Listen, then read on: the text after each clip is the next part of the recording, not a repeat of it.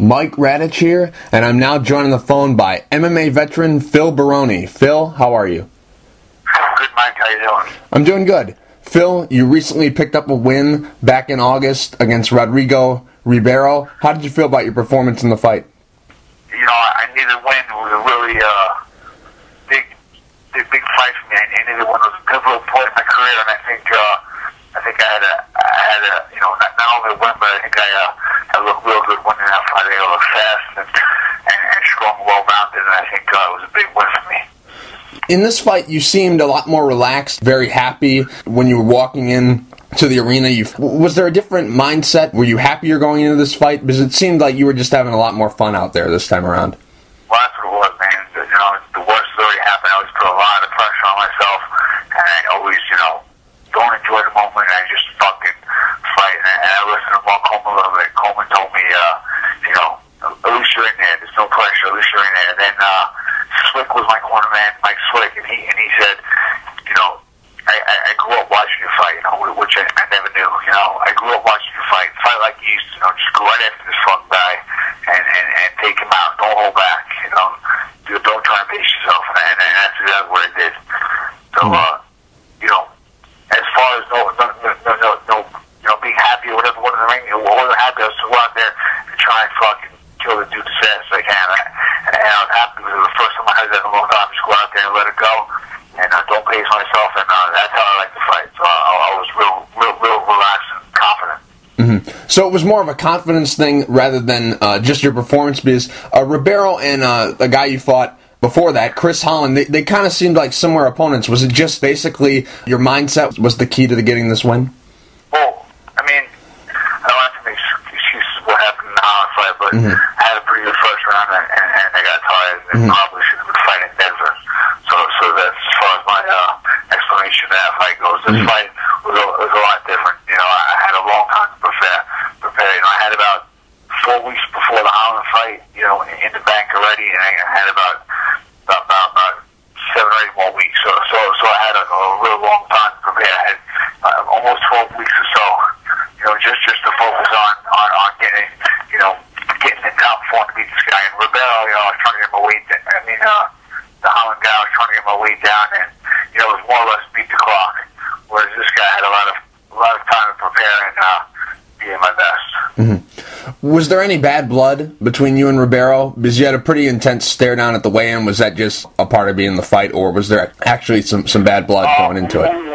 We trained together a little bit before the fight, and I talked about going to Rob get some good Muay Thai training and good jiu-jitsu too, and we trained a little bit, and we didn't really hit it off that much training, and I felt like we'll keep boxing. He was really fucking trying to lay the legs on me, and I was just there as a guest, not gonna fucking knock it out in training. So I thought he was trying to, take advantage of or push it hard. And then, when I found out my opponent is that guy I worked out with, I figured maybe he called for the fight or chose to fight me because he's down in Asia, the organization's in Singapore, so I figured he had a way to tell the promoter he wanted to fight me. So I just told him, man, you mean at the win, you made a big fucking mistake, buddy. Wrong fucking choice. And, I'm going to fucking knock you out, break your fucking jaw. That's what I told him at the weigh-in. I saw an interview that you did before that fight, and you said that you were looking to have that Mark Coleman 2000 Pride Grand Prix moment. Did you get that, or were you saying this is just the start of it, and eventually that'll build up to get that moment? This is just the start of it. It felt great to win, and I enjoyed it, and I fucking took as much time as I can celebrating the ring and taking it all in. I mean, that was pretty awesome arena. There was 17,500. I think Dan, it was the same place Ali fought Frazier in the film, and it was awesome being there. So I took it all in, after the win. But this is just the start, man. This is just the start of the Grand Prix moment that Coleman has. I didn't end up with a belt yet, so this is my first step in that direction. How does the crowd compare to when you were fighting in Pride? Because when I see they're kind of trying to take over where Pride was doing. I mean, they're going all across Asia where Pride was just doing Japan. But how does the crowd compare? The promotion really reminds me of Pride a lot, the same referee and stuff, and a lot of things were the same. Matt Hume being involved, and I think there's the right people involved as far as the people that help the Pride successful, and the feel of it. Like when I was in Bushido, I remember being Pride. My first couple times there, it was kind of dark, and I was kind of like, man, this is the big time. Because when I was there, it was the big time. Stocking kicks in the head on the ground, in the fucking in the ring in front of a huge crowd. And at the time, Pride was where the best fighters were in the world. So it has that feel. One FC has that feel, and it does feel like you're getting yourself into deep water, and it's not just going to be it's going to be a dog fight. So it has that feel. I think those rules and that kind of fight suits me. So I'm real happy fighting there, and I think it's going to be a really successful promotion. It's a serious promotion. You feel like you're in a big time show when you're there. Mm. It seemed like this time around, like I mentioned earlier, that you were having a lot more fun out there. The beginning of the fight, when you guys when the referee brings you to the center and says, what you can and can't do, and Yuji Shimada put his hand down by your cup and he swatted his hand away.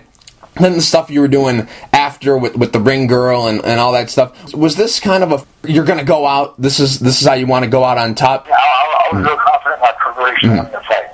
Mm-hmm. I didn't think there was any way this guy was going to beat me. I was real confident, and I really don't think there's anyone over there that can beat me right now.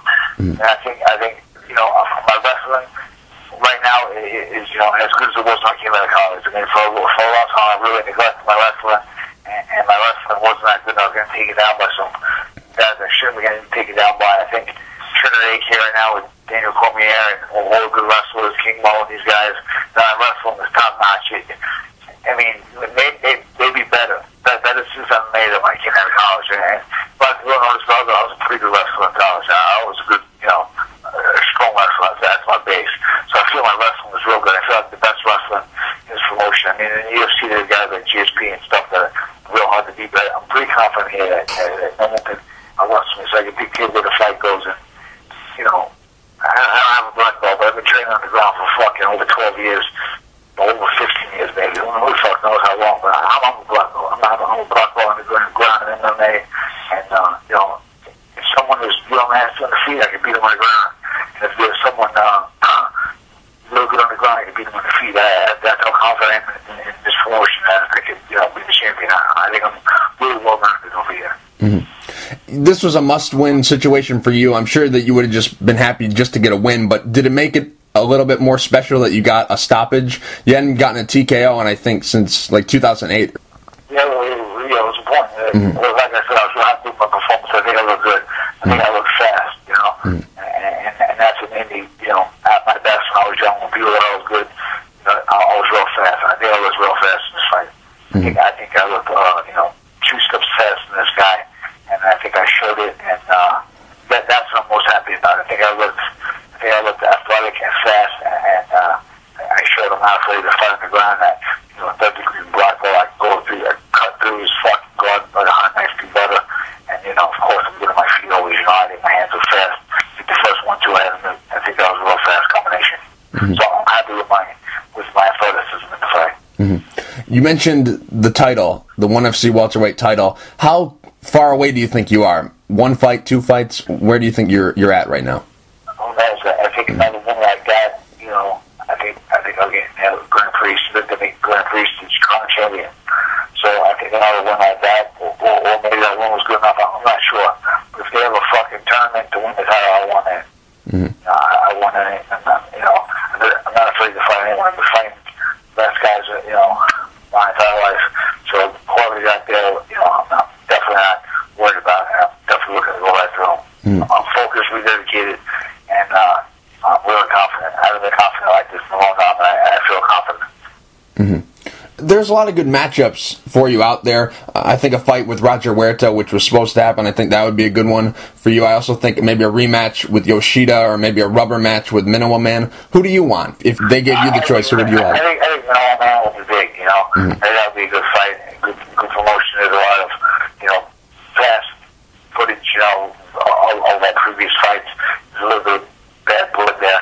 And Roger Huerta, I'll smash that dude. Mm-hmm. If they want to give me someone to kill, I want Yeah. So it's up to them. If they want to pay me to fucking smash somebody, then, put large awards in there. I mean, I don't really think that's much of a hard fight. And then who's the other guy you said? He's a bitch, dude. I mean, that dude didn't even want to fight. That was the gayest fight I ever had in my life, that I take it down and humped. And I had some shoulder surgery since that fight, and my wrestling's a lot better now. So if that guy was dumb enough to accept a rematch with me, I would knock him out a hell of a lot worse than Koscheck did. Mm-hmm. I'll smash that cat. So if he wants a rematch, that's an easy fight for me. And Roger Ward's an easy fight for me. And I already turned it down, so I think he knows what would happen to him if we rematch. Mm-hmm. But you know what it is? He like a lot of champions, when he's the Pride Super Bowl champion, so fucking throw him in the tournament, man. Throw him in the tournament. And that'll be a good first round match. Right. Phil, I've also seen in interviews that you've done in the past that you talk about, people have asked you, are you going to go back to the UFC? And you said no, that's not a possibility anymore. Do you think it has to do with your age, or do you think it has to do with you've had multiple stints with the UFC before? And I had 2 stints there, and I was never successful. I should have been underachieved in the UFC. Mm-hmm. I mean, they're looking to promote younger fighters, and I just don't think that, they're looking to bring badass back into the UFC right now. I just can't seem to be fitting with their window. Same with Bellator, I think they're trying to get all you young up-and-coming guys, and they're staying away from the older vets, which I think is stupid. But that's what they want to do. A couple wins like that, I could be back in any organization. A couple more electrifying knockouts, I think I could be anywhere. But I gotta get some wins, and then I'll take the office. Mm-hmm. Now the show Fight Factory that recently just wrapped up. How did you like or did you see the show first? Did you watch? Honestly, I haven't sat down and watched the whole thing. I watched the part with my mom. I have it on TiVo. Well, actually, I don't have it on TiVo anymore. I just moved. So before I left, before I moved from Vegas, I watched the part with my mom, and I thought it was pretty good. But I didn't really want to watch it else. I don't really want to see that fight. There's nothing to see. I took to erase that from my mind. Mm-hmm. And then as far as the other stuff, of course I want to see it. I'm curious to see how they cut it up and stuff, and I'll see it later. Mm-hmm. Now, I don't want to dig too deep into your personal life and your financial situation, but in the show they mentioned that you were having some money problems. Is that all taken care of now? Or are you in a better place?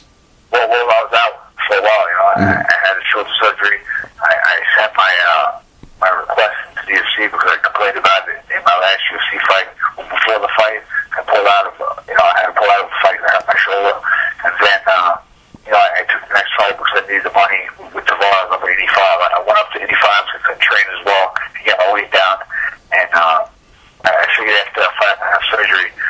I fought that fight and I lost. Figured I'll get another one real quick. There was an easy fight for me. Monte Carlo match got me an easy fight in Titan, and I figured I'd get some cash. And then he was too big for my surgery. It was some cash. Well, they didn't pay for that. They didn't pay for that surgery, dude. They denied me because I fought in the Titan. So I had to go and fight in the 1FC and spend a lot of money on the surgery. If I wouldn't have been in that situation, if things would have worked the way I thought they would have, like UFC paid for my surgery, I would have had the money in the bank for my previous fights. But I had to get the surgery done right. So I found a really good doctor who specializes in labor repair, and I had it done. I don't even know what I'm talking about right now. I got distracted. Sorry, guys. Sorry. Phil, you've been doing some commentary for Super Fight League. Are you still going to be doing some commentary because your former manager, Ken Pavia, is no longer with SFL? Are you still going to be back there doing the commentary for them? I'm not sure. Of course, I love traveling, and I had some good times over there. It was a good experience being over there. It was crazy. It's a way different world than America, and way different than even like Thailand or something else. I'd never been to a place like that. It was really an experience, and I was treated well over there. I would definitely like to go back, but I'm not sure. I think Ken Pavia is gone, and that was my intention. And I think the downside is the promotion, and you're not going to bring in foreign fighters or streaming in America, so I think my job is complete. I'm just curious, I think it was their third show. You were wearing a leather jacket with no shirt under. Why was that happening? Oh, just fucking around. Got some pretty funky medications over there. And I think that was also the same show when Coltar Gill had his celebration. What were you thinking when that was going on? He like attacked you, he hugged you. What was going on in your mind when he was doing his thing? I was happy for the guy. I met the guy before in Canada, Vancouver. He's a cool guy, and I think he was pretty pumped up for a win. I think he realizes, he's an Indian guy. I think he realized there's a good opportunity to be successful and revamp his career over there in SFL. So I was happy for the guy. I was happy for the guy. You were also doing some. He made the most of his moment. He made the most of his moment. Right. You were also doing some commentary for Tachi Palace Fights. Now that Super Fight League, you may or may not be back with them. Is that a possibility you could go back and do some commentary there? Yeah, I got fired from Tachi Palace. I think they chose Javier Vasquez. I think he took my place. I went over to do the SFL, and he took my place, and I think they're happy with him right now. Phil, what are you doing right now? Are you back into training, or are you taking some time off to rest your body? I just moved to Inkhead and back in and driving here right now. I trained yesterday with the team, and I trained the last 2 days. I've been here, I guess, 2 days. I trained the last 2 days, but then I've taken off, and I'm going to San Francisco, checking out San Fran a little bit. But I'm back training already. After my fight, I went to Borgay, trained with Ole Lawson. He was getting ready for a title fight. So I trained with him twice a day, helped him with his camp at Legacy Gym in Borgay, brand new gym over there. So I trained with him, and then right after the fight, 2 weeks after the fight, and then I went to then I was in Vegas a little bit, trained the Drysdales, and I haven't fell off the wagon, man. I realized I have a short window left to be successful as a fighter, and I don't have time to get out of shape. I got to stay in shape and keep fighting. And I still thought that Manoa fight was a possibility. So I'm in fight shape right now, to be honest. Are you expecting the next ONE FC event? Is that when you're going to be back? Is that the plan? I would assume so. I would assume so. I think I stole the show my last time out, and I feel good, and I feel confident, and I think I'm the biggest American star I have over there right now. So I think they should put me up in the next show if they want to get some American viewership. Now, Phil, last question: who talks trash better, Phil Baroni or Chael Sonnen? Chael Sonnen is reading the book that I wrote. That's just speaks trash better. Everything that he said about Anderson Silva was word for word what I said back in the day about Bustamante. There's he's good at mimicking. He's been mimicking me pretty good. He's doing a good job with it. I mean, but word for word, that's exactly what I said already. Phil, real quick before I let you go, do you have any sponsors you would like to thank, and is there anything you'd like to say to the fans? I just thank the fans for the support for all these years. You know what I mean? I have one more run left in me. I feel good. I have one run left in me, and I plan on doing the ONE FC. And thanks for the support. And I got to thank my sponsor, Future Legend at ONE Future Legend on Twitter. Follow me on Twitter at Phil Baroni. Phil, thank you for taking the time to talk. I really appreciate it. All right, man. Thank you. Thanks for having me on.